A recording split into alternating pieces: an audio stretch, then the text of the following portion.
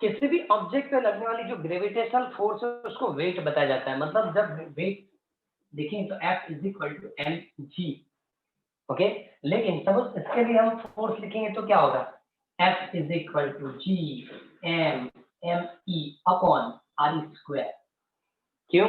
Object earth की surface पे है। जब ये दोनों कंपेयर करेंगे तो इज इक्वल टू क्या लिखेंगे? M G. So M cancel and therefore accessing due to gravity on surface of earth is g m e upon r square। ये तीनों physical quantity remain constant. g की value क्या होती है? कल last lecture में मतलब कल ही बताया था, कैपिटल G की वैल्यूशन क्या होगी? 6.67 into 10 raised to minus 11। 6.67 10 raised to minus 11। Okay, now mass of Earth, so 6 into 10 raised to 24 kg, and the radius of Earth, so वो 6400 kilometre, so 6.4 10 raised to 6 in meter whole square। Okay, तीनों चीज बता रहा है। ये तो capital G था। Mass of earth क्या लिखा है मैंने? 6 into 10 raised to 20। Radius of earth 6400 kilometre, ये केजी। तो किलोमीटर टू मीटर करना है तो पहले तो उसको 1000 से मल्टीप्लाई करेंगे और ये पॉइंट यहाँ से करेंगे तो 6.4 10 raised to 6 इन मीटर, ये रेडियस ऑफ अर्थ। ये जब पूरा कैलकुलेशन करेंगे ना तो 9.770 समथिंग कुछ आता है। ये जब कैलकुलेशन पूरी कंप्लीट करेंगे 770 के बाद मतलब इसको हम approximate 9.8 metre per second square लेते हैं। Excess due to gravity on the surface of earth. Okay, so क्या लिखा जाएगा? 9.8 मीटर पर सेकेंड स्क्वायर। लेकिन क्या है, सेंटर से इक्वल हाइट के लिए होना चाहिए। अब अर्थ के सरफेस पे सभी प्लेस सेंटर से इक्वल हाइट पे नहीं है, फिर भी पूरे अर्थ के लिए कैपिटल जी की सॉरी स्मॉल जी की वैल्यू इक्वल लेते। ऐसा क्यों? तो आगे थ्योरी पढ़ेंगे, आज एक्सप्लेन कर देंगे ऐसा क्यों होता है। हम सपोज ग्राउंड फ्लोर के ऊपर तो स्मॉल जी की वैल्यू 9.8, सपोज फिफ्थ फ्लोर पे जाके कैलकुलेट करेंगे तो भी हम 9.8 ही लेते हैं। सपोज अर्थ की सरफेस से थोड़ा बहुत अंदर क्यों जाएंगे 200 फीट 200 मीटर तो भी हम जी की वैल्यू 9.8 ही लेते हैं। क्यों? तो इसमें ज्यादा चेंज नहीं आता और इसलिए हम 9.8 लेते हैं। ओके, तो पहले तो वो क्वेश्चन है कि उन लोगों ने जो एक्सप्रेशन दी, expression due to gravity on surface of earth, तो उसको वेट ही बताया जाता है। ओके, ये भी एक फोर्स की फॉर्मूला, ग्रेविटेशनल फोर्स की फॉर्मूला। मैंने पूरे इसलिए एक्सप्लेन कर दिया कि ये भी चीज आपको पता चली कि ये कांस्टेंट, देखो 4/3 पाई जी एम आर और रो सभी कांस्टेंट। तो इस तरह से भी आप ग्रेविटेशनल फोर्स की फॉर्मूला लिख सकते हैं। एज फॉर एग्जांपल कि सपोज ये आर डिस्टेंस आर ही जितना है तो ये फॉर्मूला है, लेकिन सपोज यहाँ तक होता तो आर होता, तो ये फॉर्मूला कैसे लिखते हैं? 4/3 pi G M small r into rho. तो चेक करो कि यहाँ ये सभी 1 2 3 4 और 5 ये सभी फिजिकल क्वांटिटी रिमेन कांस्टेंट। तो इस तरह का force directly proportional to distance हो जाता है, डायरेक्टली प्रोपोर्शनल टू डिस्टेंस। तो बोलेंगे ग्रेविटेशनल फोर्स तो इनवर्सली प्रोपोर्शनल टू डिस्टेंस था, ये डायरेक्ट क्यों हो गया? तो इसलिए कि यहाँ डेंसिटी है, डेंसिटी की फॉर्मूला रखेंगे और बाद में सिंप्लीफाई करेंगे तो अगेन यही फॉर्मेट आएगा, इसी फॉर्मेट से कंप्लीट होगा। ओके, सबसे पहले एक काम करो, 12 नंबर क्वेश्चन पढ़ लो, फिर से बाद में एक्सप्लेन कर दूंगा। क्वेश्चन नंबर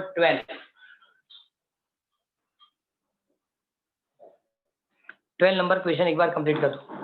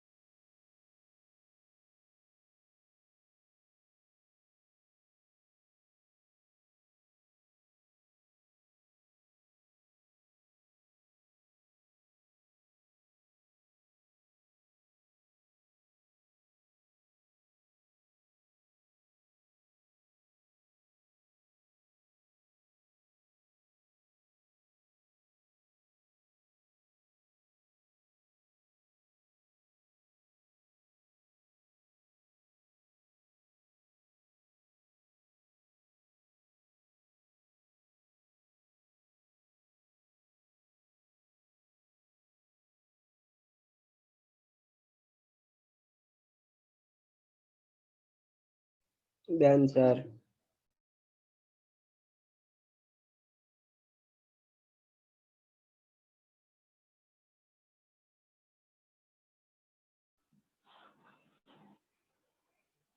उन लोगों ने कैलकुलेशन कैसे बताया कि मैंने डायरेक्टली आपको ME ऐड करके दिया।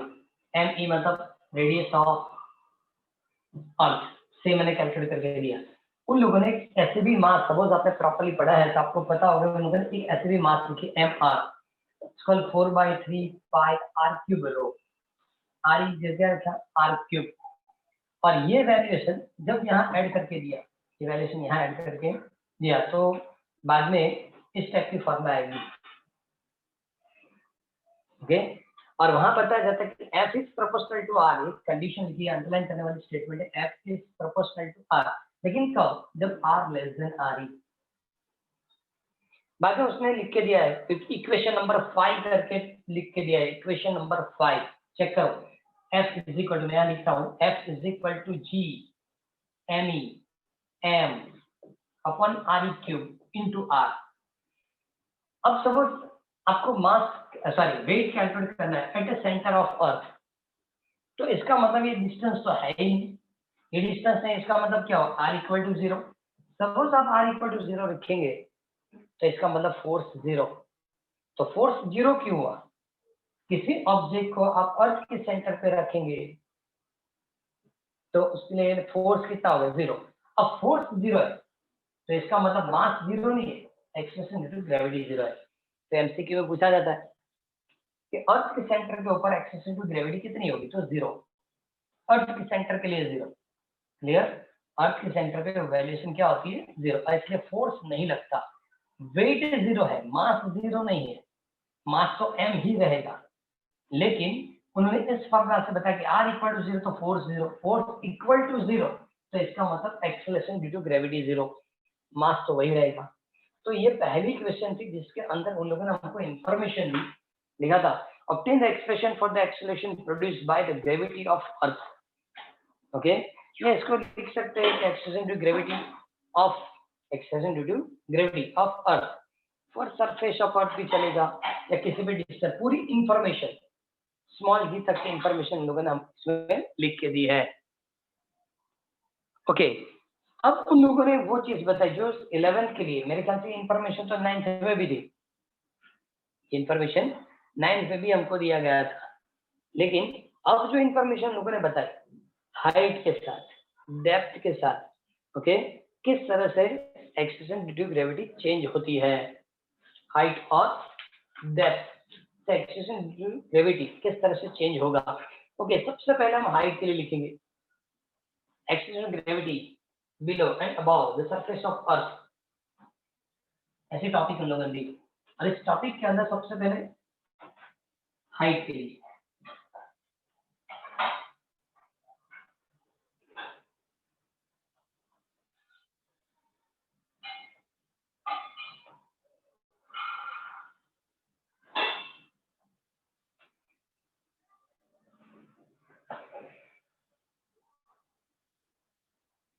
capital G is a universal gravitational constant, but small g is an acceleration due to gravity।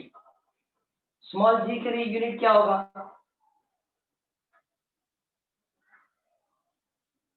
Acceleration due gravity के लिए यूनिट क्या होगा?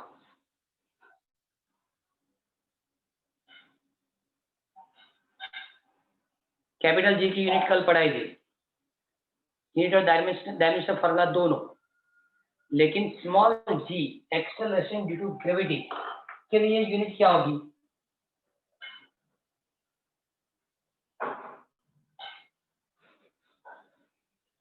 इसका यूज तो आपने पहले भी किया है, यूनिट पता है? किसी भी फिजिकल क्वांटिटी की इंफॉर्मेशन लेते तो सबसे पहले तो उसकी यूनिट, डायमेंशन फॉर्मूला सब कंप्लीट करना पड़ेगा। ऐसे मैंने क्वेश्चन पूछा, अब देखो ये एक्सेलरेशन है, तो सिंपल एक्सेलरेशन के लिए यूनिट क्या होता है? 3rd 4th 5th चैप्टर सब में पढ़ा है ना, सिंपल, सिर्फ एक्सेलरेशन की यूनिट क्या होती है? Metre per second square. Metre by second square. तो gravitation acceleration also metre per second square, gravitation acceleration also metre per second square. Okay, तो इसके लिए तो कोई प्रॉब्लम है ही नहीं, जो आपने पहले लिखा था metre per second square.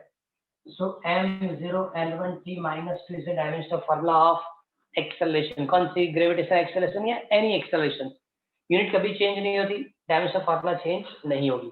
Okay, मैंने इसलिए कंप्लीट करवाया कि आप फार्मूला जान गए, GME अपॉन आर स्क्वायर और अर्थ सरफेस मतलब GE, ऐसा हम लिखेंगे। सो GME अपॉन आर स्क्वायर, तो इससे भी सिंप्लीफाई करो तो भी आंसर वही आएगा, और acceleration directly metre per second square लिखो तो भी आंसर यही रहेगा। ओके, अब हमको जो सॉल्व करना है वो हाइट के साथ एक्सेलरेशन ड्यू टू ग्रेविटी किस तरह से चेंज होगी। ओके, ये सेंटर ऑब्जेक्ट यहाँ है जिसको हम स्मॉल m लिखेंगे, इसकी मास क्या होगी? Small m। ओके, यहाँ पे जो हाइट h, ये distance RE, but total distance is called small r from center of earth। Okay, it is r is greater than RE, r is greater than RE। जब इस तरह की condition है, okay, diagram से और भी चीज लिख सकते हैं आप, r is equal to RE plus h लिख सकते हैं। Small r is equal to RE plus क्या होगा? h। नाउ फोर्स, पहले फोर्स कैलकुलेट करना है, कहाँ? h हाइट के लिए फोर्स की फॉर्मूला क्या होती है? GMEM upon R square, R square मतलब RE plus h whole square। Okay, now acceleration due to gravity at h height, so f h upon m, मास से डिवाइड कर दो, मास से डिवाइड करें तो GME upon RE plus h whole square, RE plus h whole square, ऐसा हो जाएगा। अब अर्थ सरफेस के लिए लिखना है तो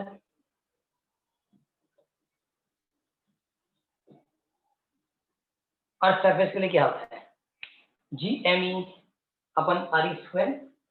ओके, सब दोनों के रेशियो कैलकुलेट करेंगे अब, ये दोनों इक्वेशन की रेशियो, GH अपन GE, पहली फॉर्मूला क्या होगी? GME upon RE plus h whole square into RE square divide by GME, तो कैंसर, ये वैल्यूएशन क्या हो जाएगी? कैंसर, बराबर। अब so GH is equal to, इसको मल्टीप्लाई कर दो, क्या लिखेंगे? GE, GH is equal to GE 1 upon RE plus H, okay, upon RE whole square, ऐसा लिख सकते हैं। क्या लिखेंगे? होल स्क्वायर, ऊपर भी लिखने की जरूरत नहीं है, सिर्फ यहाँ मैंने क्या काम किया, ये आर स्क्वायर डिवाइड करके भी डिनोमिनेटर ले लिया, मतलब ये ऊपर जाएगा इस तरह से। So G H is equal to G E 1 upon R E upon R E, H upon R ई,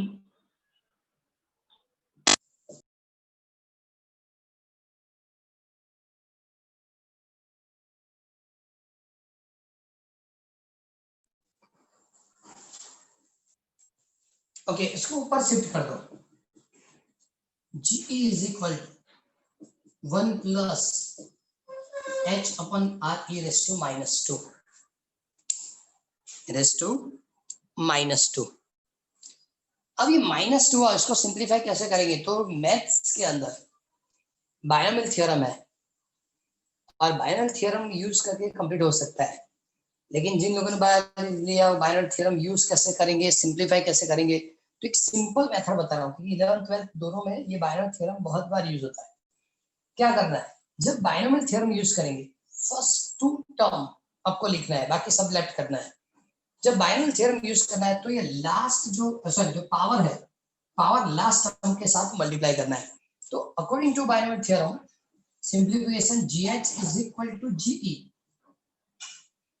1, अब यहाँ मल्टीप्लाई करें तो -2H अपन RE ऐसा हो जाएगा।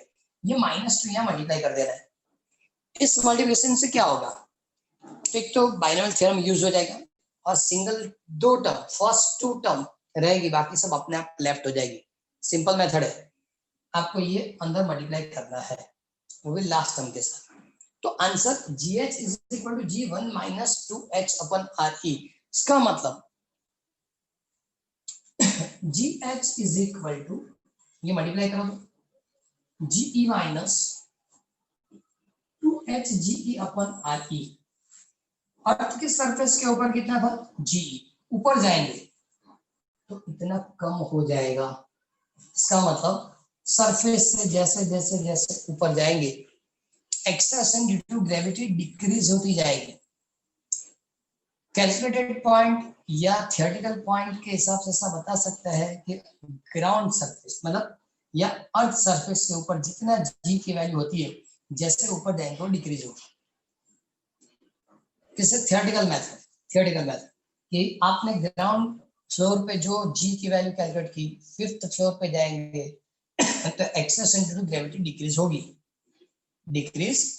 अकॉर्डिंग टू दिस फार्मूला, क्योंकि हाइट इंक्रीज हुई इतना लेस हो जाएगा। यहाँ चेक करो, वरना ये हाइट इंक्रीज हुई तो जी से इतना लेस हो जाएगा, मतलब वो 9.8 नहीं रहेगा। लेकिन हमने कैलकुलेशन और कंप्लीट करेंगे तो पता चलेगा कि सपोज आप हाइट लेंगे h is equal to 10 kilometre, earth की सरफेस पे कोई ऐसी प्लेस नहीं है कि जिसकी हाइट 10 सेंटीमीटर हो, क्योंकि हाईएस्ट तो हाइट एवरेस्ट की है 8.848 किलोमीटर, ये एवरेस्ट की हाइट है, ये इससे भी ज्यादा है। इसका मतलब हमने डिसाइड किया कि अर्थ की सरफेस पे प्लेस है कि जिसके लिए हाइट 10 किलोमीटर, और उस 10 किलोमीटर के लिए सपोज ये कैलकुलेशन हम कंप्लीट करें, सपोज यहाँ से स्टार्ट करें, क्या लिखेंगे GH GE की वैल्यू 9.8, 1 माइनस 2 10 किलोमीटर अपन रेडियस, अपन क्या लिखेंगे रेडियस, तो रेडियस कितना हुआ, radius of earth 6400 kilometre. So simplification is 9.8, 0 cancel करो, 1 माइनस 1/320, और सपोज हम एलसीएम लेंगे तो 9.8 is equal to 320 minus 1 upon 320, so 9.8 into 319 upon 320। Calculate करके मुझे आंसर दो कि कितना होता है।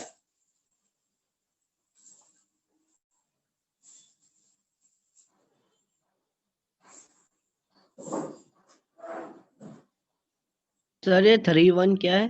हाँ 3-1 319 9 into 319 upon 320। सर इसका आंसर 9.769।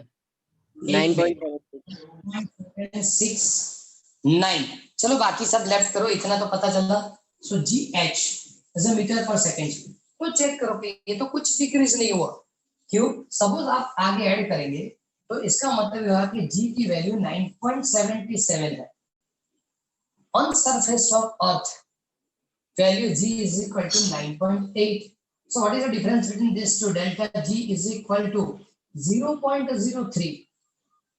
10 किलोमीटर तक जाएंगे तब जाके एक्सेलरेशन ड्यू टू ग्रेविटी 0.03 जितनी डिक्रीज होती है। तो इसका मतलब ऐसा हुआ कि हम इसको पूरी सरफेस के लिए कांस्टेंट ले सकते हैं। अब वो दिमाग में गया, ग्राउंड फ्लोर के ऊपर acceleration due to gravity 9.8, fifth floor के लिए भी क्या लेंगे 9.8, बिकॉज 10 किलोमीटर तक ऊपर जाएंगे 10 किलोमीटर तक तो भी डिफरेंस ओनली 0.03। क्लियर? तो ये दोनों चीज उन लोगों ने 13 नंबर ऑफ 40, 13 में सबसे पहले ये फॉर्मूला डिराइव करके दी, और ये मैंने लिख के दिया ना वो क्वेश्चन नंबर 14 है। ओके चेक करो, दोनों एक बार कंप्लीट कर दो, 13 नंबर और 14।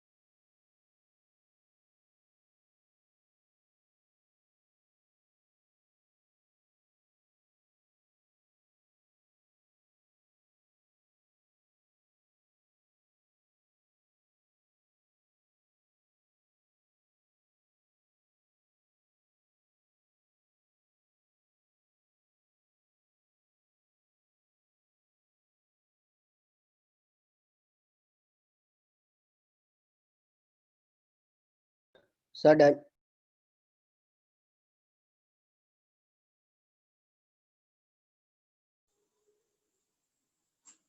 तो ये कैलकुलेशन एक बार फिर से मैं एक्सप्लेन कर रहा हूँ, चेक कर लो, पता चल जाए कि कहीं प्रॉब्लम नहीं है ना, क्योंकि ये थियरी जो है ये सभी थियरी की इंपोर्टेंस ज्यादा है। Okay, in given diagram object of mass m on a height h from surface of earth. Okay, from center of earth the total distance is r is equal to re plus h. Okay, बात लिख सकते हैं force on the given object due to earth fh is equal to h मतलब h height के लिए g m upon r plus h whole square. ये multiplication में नहीं दिया, f into h ऐसा नहीं है, ये h हाइट की फोर्स इस तरह से रिप्रेजेंट किया गया है. So F into h is equal to g m upon r plus h whole square. Okay. Now the acceleration due to gravity h given height g h is equal to force upon mass. Force is g m e, m cancel हो गया, so g m e upon r plus h whole square. But on surface of earth g e is equal to g m e upon r square. ये तो अब standard formula होगी, याद रहनी चाहिए. Okay, जिसके वैल्यू हम 9.8 डिसाइड करते हैं. ओके, ये दोनों की जब रेशियो फाइंड करेंगे, so GH upon GE is equal to GME upon RE plus H whole square, इसका रेसिप्रोकल हो जाएगा RE square upon GME. So now GME cancel, so GH is equal to GE सामने multiply कर दिया 1 upon RE plus H upon RE whole square. Okay, now GH is equal to GE, RE upon RE that is equal to 1, H upon RE whole square. ये पूरा bracket जब ऊपर shift करेंगे, so GH is equal to GE 1 plus H upon RE is to -2. Okay, using binomial theorem and that only first two term, so GH is equal to GE 1 minus 2H upon RE, ये -2 यहाँ multiply करना है. Okay, last term के साथ multiply करेंगे तो आपको binomial theorem भी यूज हो जाएगा और फर्स्ट टू टर्म लिखेंगे, बाकी सब अपने आप निगलेक्ट हो जाएगी. ओके, सो GE 1 minus 2H upon RE. इसका मतलब सरफेस से जैसे जैसे ऊपर जाएंगे इतना पोर्शन डिक्रीज होता जाएगा. ओके, इसका मतलब जैसे ऊपर जाएंगे तो acceleration due to gravity decrease होगी. अब वो प्रॉब्लम आई कि कहाँ तक जाएंगे और कितना डिक्रीज करना है. ग्राउंड सरफेस के लिए बराबर है, लेकिन 5th floor 8th floor different height के लिए एक्सेलरेशन ड्यू टू ग्रेविटी कितनी चेंज होगी. तो एक डिसीजन लेके एक ऐसी हाइट डिसाइड करेंगे, एक ऐसी प्लेस डिसाइड करेंगे. ऐसी कोई प्लेस अर्थ की सरफेस पे है ही नहीं. h is equal to 10 kilometre, क्योंकि एवरेस्ट की हाइट से भी ज्यादा हो गया, ऐसे कोई प्लेस है ही नहीं. h is equal to 10 kilometre. अब वो सब्स्टिट्यूट करके चेक किया कि 10 किलोमीटर ऊपर जाएंगे तो एक्सेलरेशन ड्यू टू ग्रेविटी कितना डिक्रीज हुआ. सो 9.81 minus 2 h is equal to 10 kilometre 6400. आपने सपोज दर्पण में पढ़ा होगा तो उसको भी मीटर और इसको भी मीटर में कन्वर्ट किया है, लेकिन जरूरत नहीं है. क्यों? किलोमीटर अपन किलोमीटर ऐसे भी यूनिट कैंसिल हो जाएगी, आंसर तो यही आएगा. सो नाउ 0 0 कैंसिल, क्या 1/320 एलसीएम लेंगे, सो 320 minus 1/320. So G is equal to 9.8 into 319/320. You get answer 9.769 meter per second square is approximate 7.7 meter per second square. But the actual value on surface of Earth is G is equal to 9.8 meter per second square. So what is the difference? At 10 kilometer only 0.03. और इसलिए पूरी earth surface के लिए या अर्थ के किसी भी place के लिए acceleration due to gravity remain constant. Clear? तो ये था 13 और 14 नंबर, क्वेश्चन नंबर 13 और 14. नाउ 15 मतलब अब डेप्थ पे जाना है.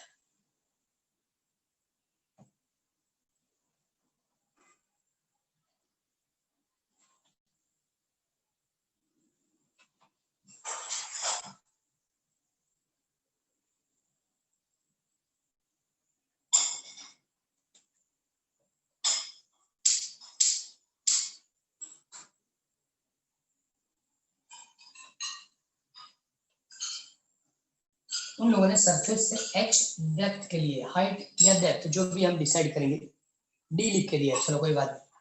ऑब्जेक्ट d ये m और डेप्थ क्या लिखेंगे d. d डेप्थ के ऊपर ऑब्जेक्ट को रखा है। ओके चलो यहाँ से हम सपोज राउंड बनाएंगे।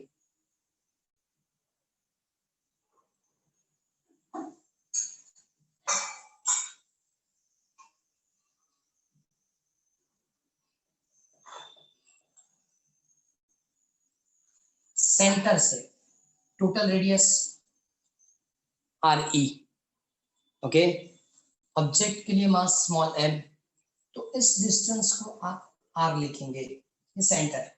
तो according to given diagram RE is equal to R plus D, clear, and therefore R is equal to RE minus D, okay. अब इस ऑब्जेक्ट के ऊपर पूरी अर्थ ग्रेविटेशनल फोर्स नहीं लगाएगी, ये जो पोर्शन है इतना ही पोर्शन इस ऑब्जेक्ट के ऊपर एक्सेस एज ग्रेविटेशनल फोर्स देगा।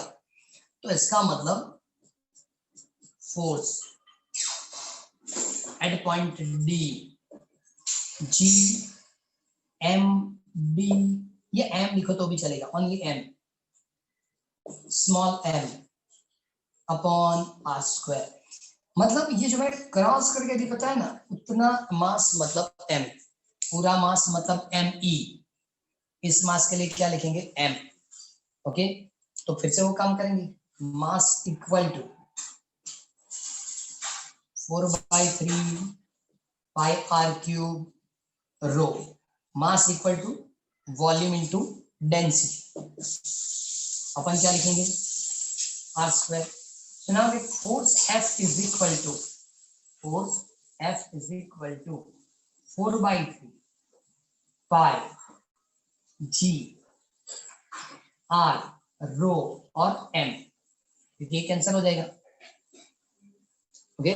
सिमिलर फोर्स क्या लिखे फॉर सरफेस ऑफ अर्थ, इस टाइप की फोर्स सरफेस ऑफ अर्थ के लिए कैलकुलेट करनी है तो सरफेस ऑफ अर्थ के लिए कैलकुलेट करने तो क्या लिखेंगे 4/3 पाई G R E रो और M, क्लियर। तो इस तरफ से हो सकता है। और सबके लिए सपोज आप, तो अर्थ की सरफेस के लिए था, सॉरी ये अर्थ की सरफेस के लिए था, और ये हाइट D के लिए, सॉरी डेप्थ D के लिए था, ओके। दोनों को आप मास से डिवाइड कर दो, तो इसको क्या लिखेंगे acceleration due to gravity at depth D is equal to 4/3 pi G R rho, M cancel हो गया। Similarly acceleration due to gravity on surface of earth 4/3 pi G R E into rho, M cancel हो जाएगा, okay. अब ये दोनों की ratio find करता हूं।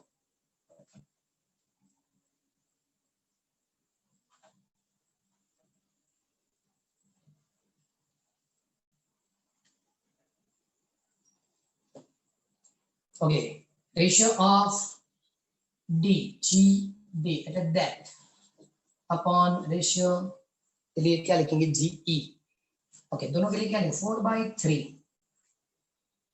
पाई G R rho upon 4/3 pi R E into row. So now D is equal to G E, क्या लिखेंगे R upon R E, what is the value of R, यहाँ लिखा था मैंने, R is equal to R E minus D upon R E, okay, and therefore G E is equal to R E upon R E cancel, D upon R E। तो ये जो acceleration due to gravity मिली given depth, तो check करो height के लिए formula क्या था GH is equal to GE 1 minus 2H upon RE, लेकिन for depth GE 1 minus D upon RE, कोई डिफरेंस नहीं है ज्यादा, ये 2H upon RE था, ये D upon RE है, इससे ज्यादा डिफरेंस नहीं है। अब तीन चीज पता चल गई। सेंटर के लिए होता है 0, सेंटर के लिए क्या होगा 0। जैसे जैसे बाहर आएंगे एक्सटेंशन ड्यूटी इंक्रीज होगी। देखो इसकी प्रॉपर रिप्रेजेंटेशन क्या होती है, आप ऊपर से नीचे जाएंगे तब जाके ये डिक्रीज होता है, लेकिन सेंटर से बाहर आएंगे तो क्या होगा, इंक्रीज होगा। क्या लिखा, G is equal to 1 minus D upon है, डी मतलब क्या होता है डेप्थ, मतलब यहाँ से जैसे जैसे डेप्थ पे जाएंगे तब डिक्रीज होता है, लेकिन सेंटर से बाहर आएंगे तो इंक्रीज होगा। तो एक ग्राफ में प्लॉट कर रहा हूं, ये डिस्टेंस के लिए और ये acceleration due to gravity with distance, मतलब आर लिखेंगे तो भी चलेगा। तो सेंटर से जैसे जैसे बाहर आएंगे वो इंक्रीज होता है, सेंटर से जैसे बाहर आएंगे इंक्रीज होता है। सेंटर के लिए क्या होता है, ठीक है 0। Maximum value on surface of earth, क्या लिखेंगे, R less than R E, R less than R E मतलब डेप्थ के लिए। ये वैल्यूएशन कौन सी, R is equal to R E, ये वैल्यूएशन कौन सी, R equal to R E, और बाद में R is greater than R E. इसका मतलब सेंटर से जैसे जैसे बाहर आएंगे ये इंक्रीज होगा, maximum on surface of earth, और जैसे सरफेस से ऊपर जाएंगे डिक्रीज होना शुरू हो जाएगा।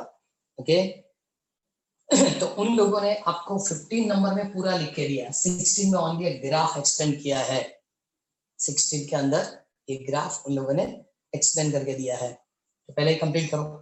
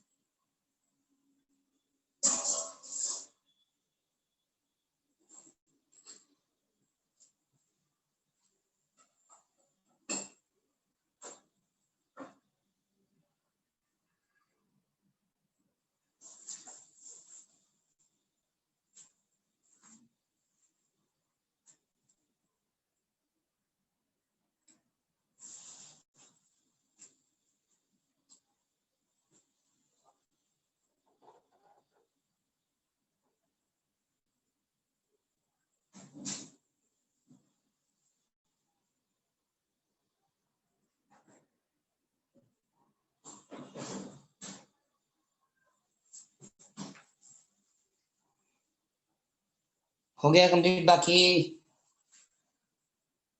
Done sir. अब देखो आज भी इस डिफरेंट 4 क्वेश्चनिंग होगी जो सभी एक्सेशन ड्यू टू ग्रेविटी के लिए हुआ। सबसे पहले हमने 12 कंप्लीट किया, 13 कंप्लीट किया, 14, 15, 16 में ग्राफ है। ओके 16 में ओनली ग्राफ सिर्फ देख लेना, लिखने की जरूरत नहीं है।